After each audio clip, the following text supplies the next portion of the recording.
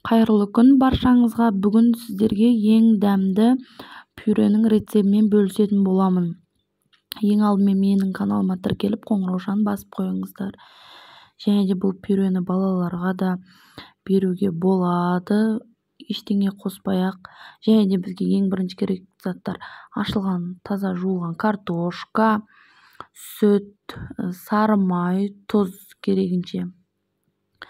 Және де картошканы жұқалап осылай турап дайындап қоямыз. Сковородканы қайнатып, су сковородкаға үстіне пюрені салып, қайнап тұрған суға қайнатып аламыз. Сол кезде пюренің дәмі өзінде қалады. Және де осылай сүзіп алып, үстіне сүтімізді құямыз, майымызды салып, тұзымызды салып, жақсылап езіп аламыз. Осымен біздің пюреміз дайын болады. Дәл осы рецепт бойынша жасап жеуге кеңес беремін. Өзің жесеңіз де, подливке қолдансаңыз да, котлеттің және еттің, гуляштың және қолдансаңыздар да өте керемет дәмді пюре ас болсын.